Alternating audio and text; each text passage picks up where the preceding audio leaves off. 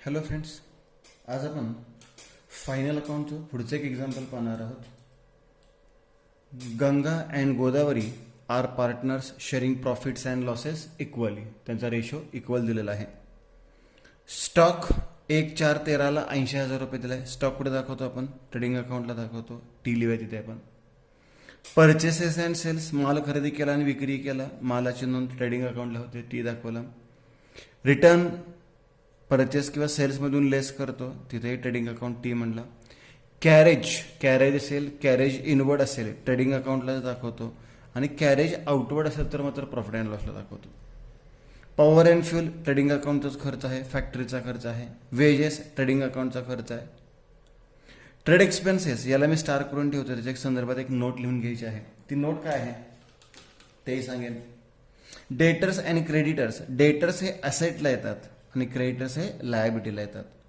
Salaries profit and लॉसचा item आहे. Insurance profit and लॉसचा आयटम आहे. पोस्टेज प्रॉफिट अँड लॉसचा आयटम आहे. कमिशन प्रॉफिट अँड लॉसचा आयटम आहे. मशिनरी असेट आहे. फर्निचर असेट आहे. ॲडव्हर्टाइजमेंट प्रॉफिट अँड लॉस अकाउंटलाच. बिल्डिंग ही असेट आहे.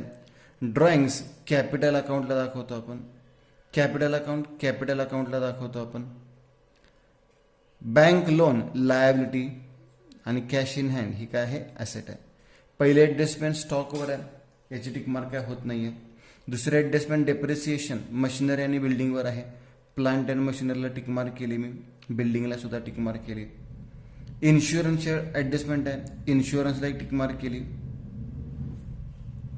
गुड्स विथड्रॉन याची टिकमार्क होत नाही आहे. आणि बॅड डेट्स आणि आरआयडी याच्यात 2 टिकमार्क मी डेटर्सला केलेले आहेत. ठीक आहे. आता ॲडजस्टमेंट त्याचा टिकमार्क केल्या, काही महत्त्वाचे पॉईंट्स पण याच्यामध्ये आहेत. आता पोस्टिंगला आपण सुरुवात करूयात. हे एक्झाम्पल आहे.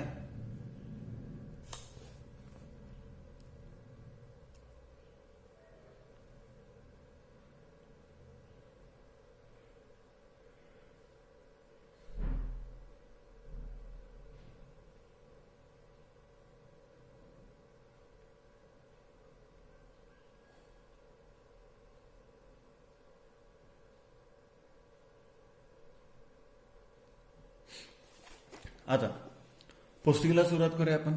स्टॉक कुठे दाखवतो आपण? ट्रेडिंग अकाउंटच्या डेबिटला. टू ओपनिंग स्टॉक 80,000 रुपीज 80,000 रुपये.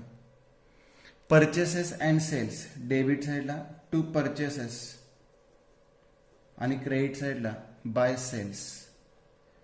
आता रिटर्न्स दोन्ही दिलेत का बघूयात. रिटर्न फक्त डेबिटला दिलेले आहेत, म्हणजे हे रिटर्न सेल्समधनं लेस करणार. सेलची रक्कम इनर कॉलमला घेऊयात 7,68,000, एक ओळ जागा सोडूयात. परचेसची रक्कम आउटरला घेऊयात 4 लाख रुपये. परचेसेस 4 लाख आणि सेल्स 7,68,000. डेबिट साईडचे रिटर्न सेल्समधनं वजा करतो. लेस रिटर्न 30,000 रुपये. 30,000 रुपये वजाबाकी आउटरला आली 7,38,000 रुपये. कॅरेज ट्रेडिंग अकाउंटलाच 7,500 टू कॅरेज 7,500.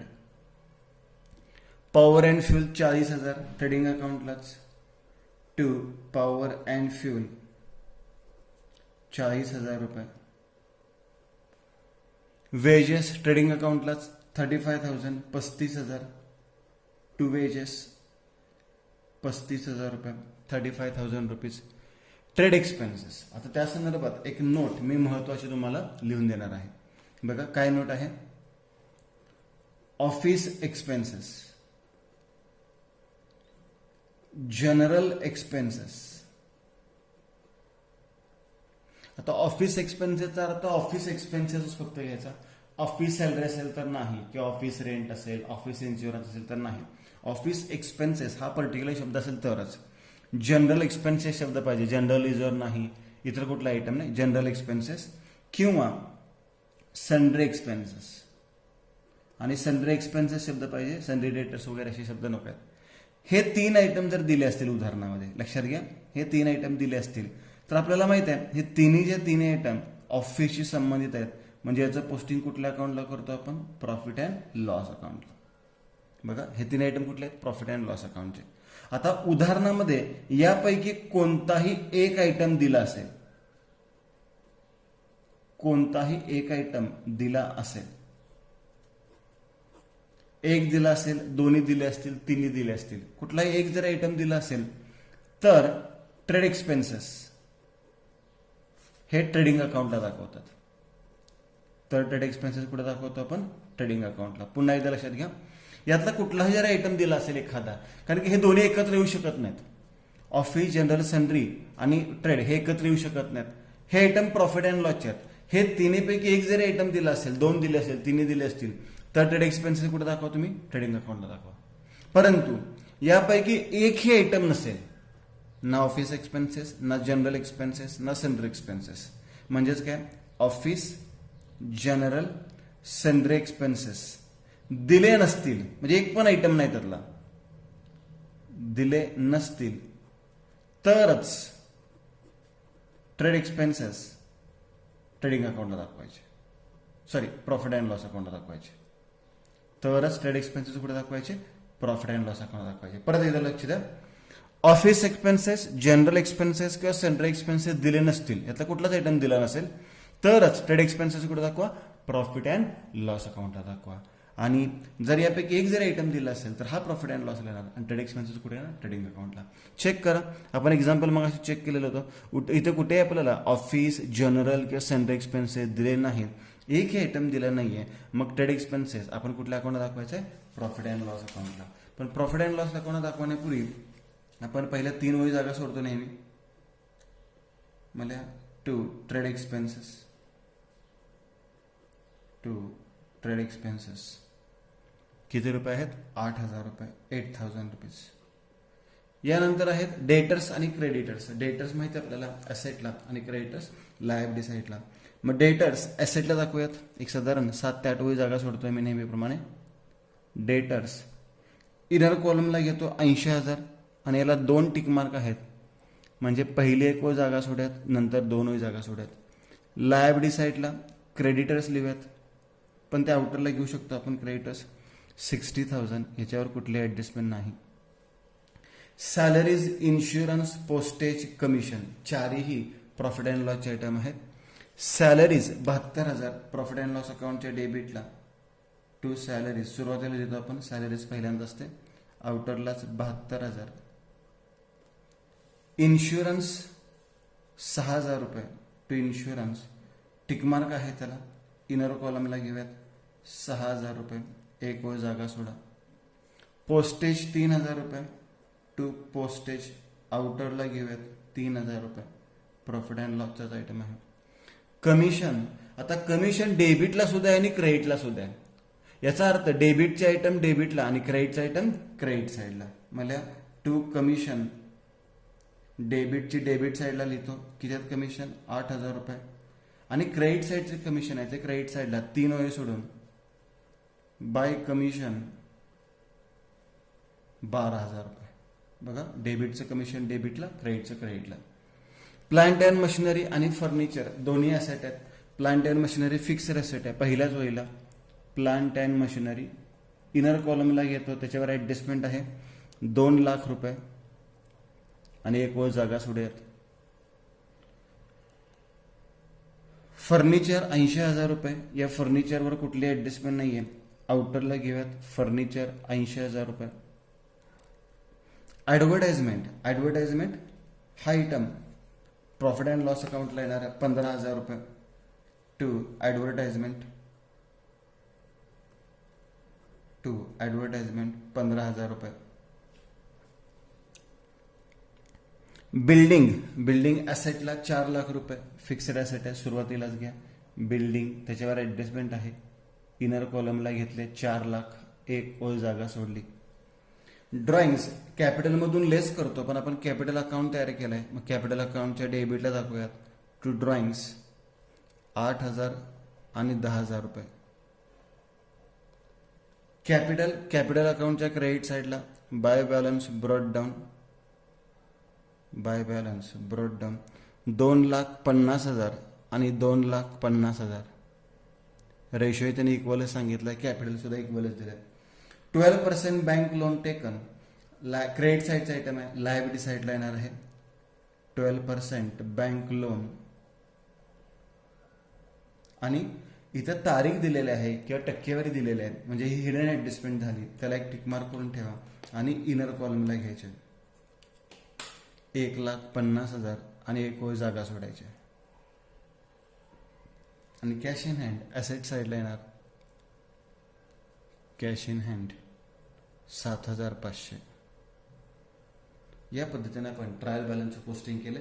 डेबिटचे आयटम डेबिटला किंवा ॲसेटला, क्रेडिटचे आयटम क्रेडिटला किंवा लायबिलिटी साईडला.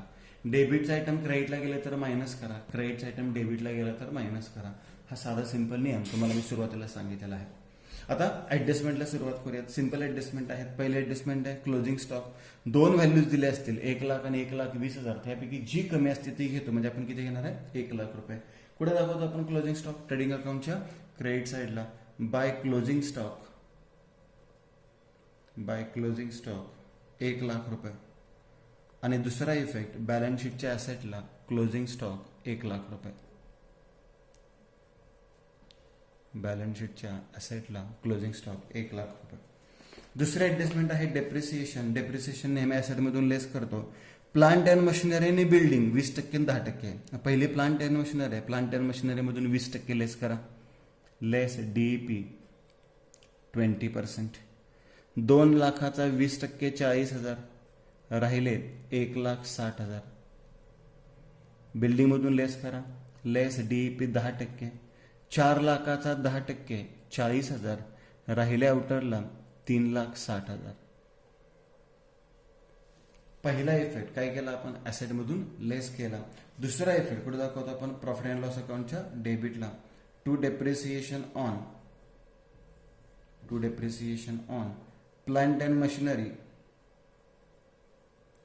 इनर कॉलमला 40,000 आणि बिल्डिंगवर सुद्धा 40,000 रुपये. म्हणजेच 40,000 आणि 40,000 किती रुपये आलेले आहेत, 80,000 रुपये. इन्शुरन्स एका वर्षाचे दिलेले आहेत 30/6/2014 पर्यंत. इथे व्हॅल्यू पण दिलेली नाहीये, कोणते ऍडजस्टमेंट आहे हे पण सांगितलेलं नाहीये. मग आता हे ऍडजस्टमेंट ओळखायची कशी, तर मी इथं लिहून देतो. इन्शुरन्स इज पेड, विमा खर्च दिलेला आहे फॉर 1 इयर, 1 वर्षाचा, एंडिंग ऑन 30/6/14. ही नोट तुम्ही पण लिहून घ्या, आणि मागाची पण नोट तुमच्या वहीमध्ये असावी. विमा खर्च 1 वर्षात दिला, किती तारखेपर्यंत दिलेला आहे, 30/6/14 पर्यंत दिलाय. एवढाच अर्थ आहे याचा. आता आपले ट्रायल बॅलन्स किंवा आपल्याला जे एक्झाम्पल दिले त्या एक्झाम्पलची शेवटची तारीख किती, 31/3/14. आपल्याला जे आर्थिक वर्ष दिलेलं आहे ते कधी संपत आहे, 31/3/14 संपत आहे. म्हणजे जे आपण अकाउंट्स करतोय या तारखेपर्यंतच करतोय. आता विमा खर्च किती तारखेपर्यंत दिलाय, 30/6/14 पर्यंत दिलाय. या दोन्हीतला फरक लक्षात घ्यायचा. बघा आता 31/3/14 पर्यंत आपले अकाउंट संपले पाहिजेत, इथे आपले अकाउंट संपतात. आणि आपण जो खर्च दिलाय तो 30/6/14 म्हणजे ज्यादा दिलाय बघा, पुढील महिन्याचा दिलाय. कारण की आपलं मार्चला वर्ष संपतंय, परंतु आपण खर्च कुठला दिलाय, एप्रिलचा म्हणजे 4थ्या महिन्यातला, मेचा म्हणजे 5व्या महिन्यातला, आणि जूनचा म्हणजे 6व्या महिन्यातला. असा आपण ज्यादा खर्च दिलेला आहे. किती महिन्याचा ज्यादा खर्च दिलेला आहे, 3 महिन्याचा खर्च ज्यादा दिला, 3 months. 3 महिन्याचा खर्च ज्यादा दिला. खर्चाची रक्कम ज्यादा दिली तर त्याला आपण काय म्हणतो, प्रीपेड. खर्चाची रक्कम ज्यादा दिली तर त्याला आपण काय म्हणतो, प्रीपेड. हे कशावर लक्ष त्याला परत रिपीट करतो.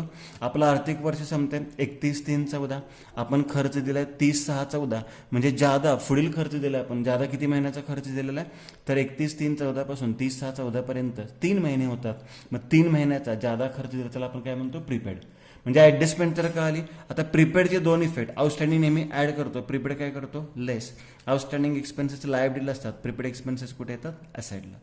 म्हणजे ऍडजस्टमेंट काय आले, त्याचे 2 इफेक्ट काय आले. आता व्हॅल्यू कशी शोधायची, तर उदाहरणामध्ये विमा खर्च किती रुपये दिलाय, 6,000 रुपये दिलाय. हा 6,000 रुपये जो खर्च आहे तो एका वर्षाचा आहे. 6,000 जो खर्च दिलाय तो किती वर्षाचा आहे, 1 वर्षाचा. एका वर्षाच्या निम्मे म्हणजे किती महिने झाले, 6 महिने. म्हणजे त्याचा खर्च निम्मा म्हणजे किती आला, 3,000. 6 महिन्याचे निम्मे किती झाले, 3 महिने. मग ह्याचा निम्मा खर्च किती आला 1500. मग चेक करा प्रीपेड किती महिन्याचे आहेत 3 महिन्याचे. मग 3 महिन्याचे किती रुपये होतात 1500. म्हणजे प्रीपेड एक्सपेन्सेस किंवा प्रीपेड इन्शुरन्स किती रुपये आहेत 1500 रुपये आहेत. करूया 2 इफेक्ट. पहिला इफेक्ट लेस करायचा, दुसरा इफेक्ट कुठे दाखवायचा ॲसेटला. इन्शुरन्समधून लेस करा, लेस प्रीपेड. किती रुपये प्रीपेड शोधून काढलेत आपण 1500.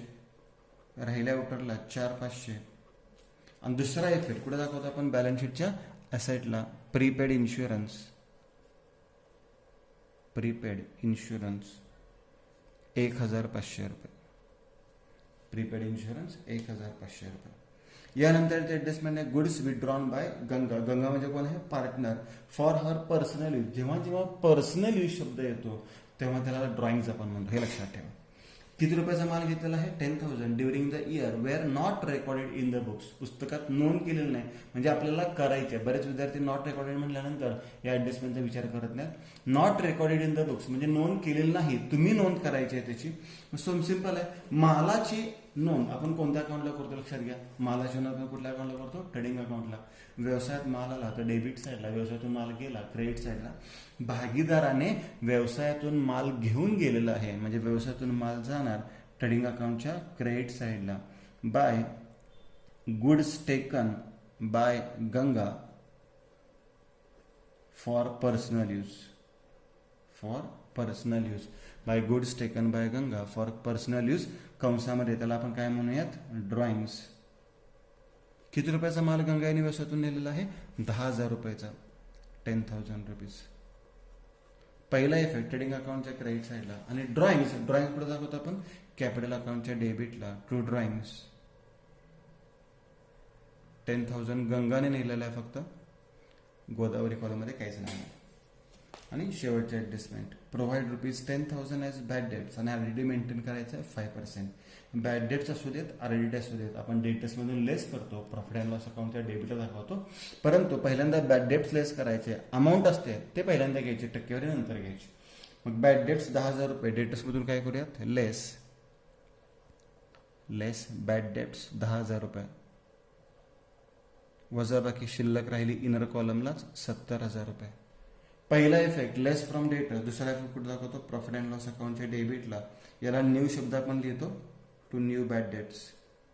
किती रुपये आहेत बॅड डेट्स 10,000 रुपये. आणि आरडीडी सुद्धा काय करतो डेटर्समधूनच लेस करतो. लेस आरडीडी किती टक्के आरडीडी आहे 5%. राहिलेल्या किमतीवर काढायचं आहे, मूळ किमतीवर नाही काढायचा. राहिलेल्या किमतीवर 5% काढला आपण 3,500. आउटरला किती आलेले आहेत 66,500. पहिला इफेक्ट आरडीडीचं काय केलं डेटर्समधून लेस. दुसरा इफेक्ट प्रॉफिट अँड लॉस अकाउंटच्या डेबिटला. याला सुद्धा काय म्हणू शकता तुम्ही टू न्यू आरडीडी. किती रुपये आरडीडी आहे 3,500 रुपये. आणि आता दिलेलं एक्झाम्पल तर संपलं, पण एक सगळ्यात महत्त्वाची ॲडजस्टमेंट आहे हिडन ॲडजस्टमेंट म्हणतो आपण. बघा ते ॲडजस्टमेंट काय आहे. बँक लोन किती टक्के बँक लोन आहे 12%. टक्केवारी दिली नसेल तर ॲडजस्टमेंट नाही करू शकत आपण, पण टक्केवारी दिलेलं आहे ॲडजस्टमेंट करायला लागेल. किती टक्क्याला लोन घेतलंय 1,10,13ला कर्ज घेतले. किती रुपये कर्ज घेतले 1,50,000. बघा आता बँकेतून आपण 12% व्याजदराने कर्ज घेतले. बँकेकडून 12% व्याजदराने 1,10,13 रोजी 1,50,000 कर्ज घेतले. आता एक लक्षात घ्या, बँकेतून जर आपण कर्ज घेतलं तर त्याच्यावर आपल्याला काय द्यावा लागतो इंटरेस्ट द्यावा लागतो. इंटरेस्ट काय करावा लागतो आपल्याला द्यावा लागतो. आणि मी तुम्हाला ह्याच्यापूर्वी पण सांगितलेलं एका एक्झाम्पलमध्ये, जर तुम्हाला ॲसेटला किंवा लायबिलिटी साईडला डिबेंचर्स किंवा बँक लोन किंवा लोन दिला असेल तर त्याचा इंटरेस्ट त्याच्यामध्ये नेहमी ॲड करतात. मग तो ॲसेटला असेल तर ॲसेटला ॲड करा, लायबिलिटीला असेल तर लायबिलिटीला ॲडच करा. म्हणजे ह्याच्यावर आपल्याला इंटरेस्ट कॅल्क्युलेट करायचा आहे आणि हा इंटरेस्ट त्याच्यामध्ये काय करायचं आपल्याला ॲड करायचा आहे. आता दोन्ही इफेक्ट समजून घेऊयाच, पण याची रक्कम कशी शोधून काढायची. तर आपण कर्ज किती घेतलं सांगा 1,50,000 गुणिले व्याजदर किती टक्के आहे 12% म्हणजे 12/100 गुणिले इथेपर्यंत सर्वांना लक्षात आलं. बघा आपण इंटरेस्ट कॅल्क्युलेट करतोय. कसा कॅल्क्युलेट करतोय आपण? कर्ज किती घेतलं? 1,50,000 गुणिले व्याजदर किती टक्के आहे? 12%, म्हणजे 12/100. आता इथे मंथचा विचार करायचा आहे. मंथचा विचार कसा करायचा? हे कर्ज कधी घेतलंय आपण? 1/10/13 घेतलं, बरोबर. आपलं वर्ष संपतंय कधी? 31/3/14 संपतंय. पुन्हा एकदा लक्षात घ्या, कर्ज घेतले 1/10/13. वर्ष कधी संपतंय आपलं? 31/3/14. याच्यातले महिने कॅल्क्युलेट करा. 10, 11, 12, 1, 2 आणि 3. किती महिने झाले? 6 महिने. म्हणजे गुणिले 6/12. हे कॅल्क्युलेशन तुम्हाला करता आलं पाहिजे. 12% म्हणजे 12/100. 6 महिने म्हणजे 6/12. 3 महिने असेल तर 3/12. 9 महिने असेल तर 9/12. आता कॅल्क्युलेशन करूयात. 2 शून्यला 2 शून्य कॅन्सल करूयात आपण. 12ला 12 कॅन्सल झाले, बरोबर. म्हणजे 1,500 गुणिले 6.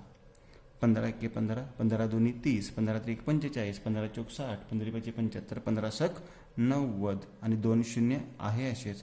म्हणजे किती रुपये व्याज आलेलं आहे? 9,000 रुपये व्याज. आणि व्याज नेहमी त्याच्यामध्ये काय करतो आपण? ॲड करतो. मग बँक लोनमध्ये हे ॲडजस्टमेंट लक्षात आले असेल तुमच्या, ही वर्किंग तुमच्या लक्षात आली असेल. आता बँक लोनमध्ये हे इंटरेस्ट किती रुपये आहेत? 9,000 रुपये. ते काय करूयात आपण? ॲड करूयात. बँक लोनमध्ये प्लस आउटस्टँडिंग इंटरेस्ट 9,000 रुपये, म्हणजे आउटरला आला 1,59,000, 1,59,000 रुपये. आता हा जो इंटरेस्ट आहे, मला सांगा, जे बँकेतून आपण कर्ज घेतलं होतं त्याच्यावरचं व्याज आपलं काय असतं? खर्च असतं. खर्च कुठं दाखवतो आपण? प्रॉफिट अँड लॉस अकाउंटच्या डेबिटला to outstanding interest on bank loan. किती रुपये आहे? 9,000 रुपये. आणि आता एक्झाम्पल आपल्याला काय करायचं आहे? टॅली करायचं आहे. इथं आपलं पूर्ण एक्झाम्पल संपलेलं आहे. पूर्ण एक्झाम्पल एकदा व्यवस्थित बघा. पूर्ण एक्झाम्पल बघायचं आहे. आणि हे एक्झाम्पल आता तुम्हाला टॅली करायचं आहे. हे एक्झाम्पल आता तुम्हाला टॅली करायचं आहे. हे एक्झाम्पल नीट टॅली करा सर्वांनी. त्याच्यामध्ये ग्रॉस प्रॉफिट किती येतोय, नेट प्रॉफिट किती येतोय आणि कॅपिटल अकाउंटचा बॅलन्स किती येतोय हे तुम्हाला शोधून काढायचं आहे. आणि एक्झाम्पल आता तुम्ही टॅली करायचं. क्लोज केला असेल तर पहा. आता पहिला आपण ट्रेडिंग अकाउंट क्लोज केला. क्रेडिट साईडची बेरीज जास्त आली, 8,48,000. 8,48,000 डेबिटला पण दिले. डेबिट साईडला फरक आला 2,85,500. त्याला म्हटलं आपण to gross profit carried down, transfer to profit and loss account. Trading अकाउंटचा ग्रॉस प्रॉफिट अँड लॉस अकाउंटला पाठवलं. आता प्रॉफिट अँड लॉस अकाउंटची क्रेडिटची बेरीज केली. क्रेडिटची बेरीज जास्त आलेली आहे 2,97,500. ही व्हॅल्यू मी परत लिहितो, 2,97,500. आणि ती डेबिटला लिहिली. डेबिट साईडला फरक आला 84,500. आणि हा 84,500 त्याला म्हटलं to net profit carried down. हा नेट प्रॉफिट दोन्ही पार्टर्समध्ये इक्वली वाटला. त्यांचं डेबिट म्हणजे कॅपिटल अकाउंटला काय होणार? Credit by net profit brought down 42,250, 42,250. आणि क्रेडिट साईडची बेरीज जास्त आहे 2,92,250, 2,92,250. डेबिटला फरक आला, गंगा कॉलममध्ये आलेला आहे 2,74,250. आणि गोदावरी कॉलममध्ये आलेला आहे 2,82,250. त्याला आपण म्हटलं टू बॅलन्स कॅरी डाऊन, कंसात त्याला बॅलन्स शीट लायबिलिटी साईड. आणि लायबिलिटी साईडला कॅपिटल म्हणून दाखवलं आपण सुरुवातीलाच. कॅपिटल गंगा 2,74,250, गोदावरी 2,82,250. आणि बॅलन्स शीट फायनली टॅली झाली आपली 7,75,500 रुपयाने बॅलन्स शीट टॅली झालेलं आहे. थँक्यू.